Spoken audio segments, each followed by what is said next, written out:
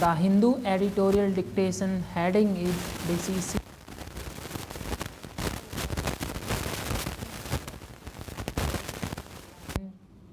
matters. Be ready. 80 to 100 120 word per minute with fluctuation. Start.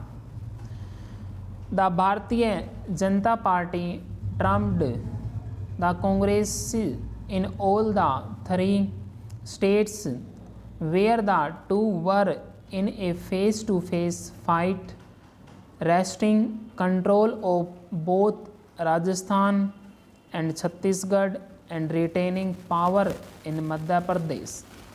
A remarkable revival in Telangana that pushed the BJP to the third place was the only consolation for the Congress. The BJP's victories signify a consolidation of its hold over the Hindi heartland and in straight contests against opponent.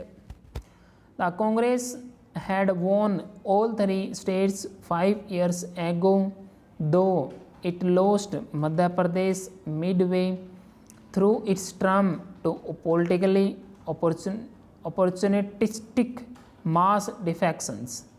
True, the Congress's consolation prize in Telangana is remarkable, beating back to a regional party that had sought to become synonymous with the struggle for statehood. But to regain support in the Hindi-speaking states in time for the Lok Sabha election next year seems an uphill struggle for the party. The overall electoral map now suggests a divergence between the BJP strongholds in the north and the west and peninsular India where non-BJP parties are in power. But the party's performance in Telangana where it won 8 seats compared to just one last time is notable. The setback to the Bharatiya Rashtra Samiti in Telangana is not ordinary anti-incumbency but a pointed rejection of its dynastic region devoid of any ideological content.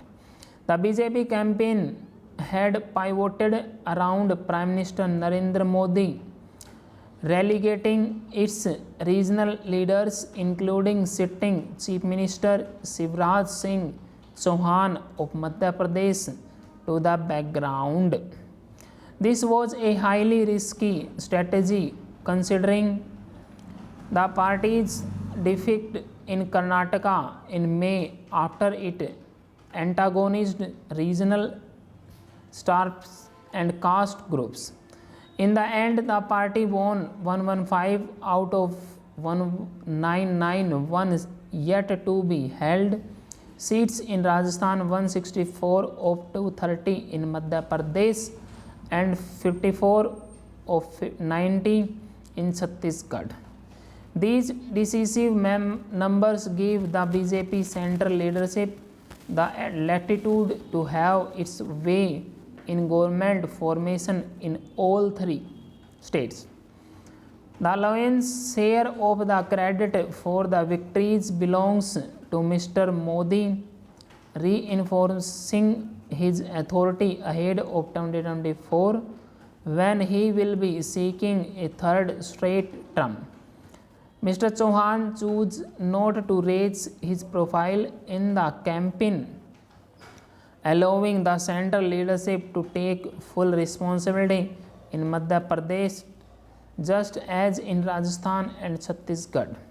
Rajasthan Chief Minister Ashok Gehlot fought a spirited battle and though he lost prevented a complete wash out of the Congress. In Chhattisgarh, the party collapsed in the storm of allegations of corruption and under the weight of botched social engineering that isolated the tribal communities.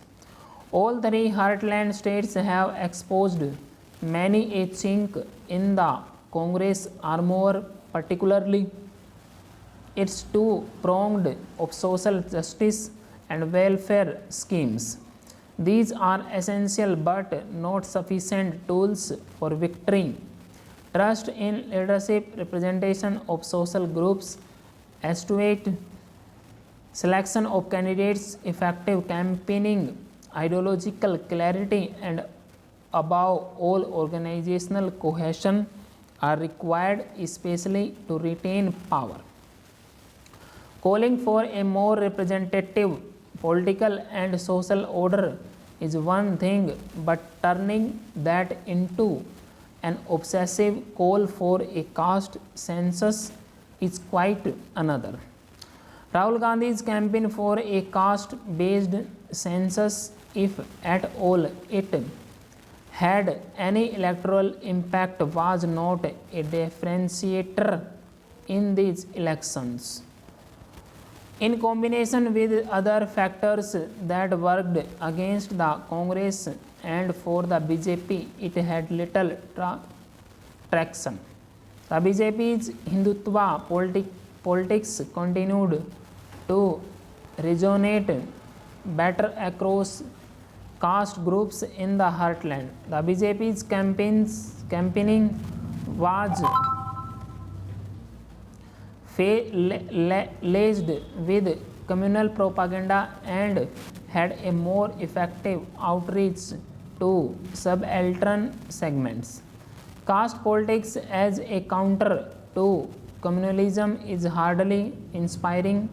The BJP, by denying a ticket to Yunus Khan, its lone Muslim MLA in Rajasthan, removed the last traces of religious inclusivity from its benches. The BJP and the Congress appealed to women, tribal communities, and youth through mixes of welfare schemes. The BJP had more takers as the results show. The possible differentiators for it being leadership and the strong tailwind of Hindu identity politics. Mr. Gandhi's Bharat Jodo Yatra and the party's nominal nod to non-dynastic politics in the election of Mallikarjun Kharge as president had some resonance in Telangana, where the ruling BRS relied heavily on Congress Chief Minister K. Chandrasekhar Rao's family, but against the BJP's in the heartland, these were not adequate. The Congress got a lot right in Telangana, though, where its strategy mirrored the successful playbook in Karnataka. It managed to assemble one dominant caste, other backward classes, Dalits, and the religious minorities behind it. The Congress called to reject the BRCS Dorela, Telangana, and embrace Parajala Telangana.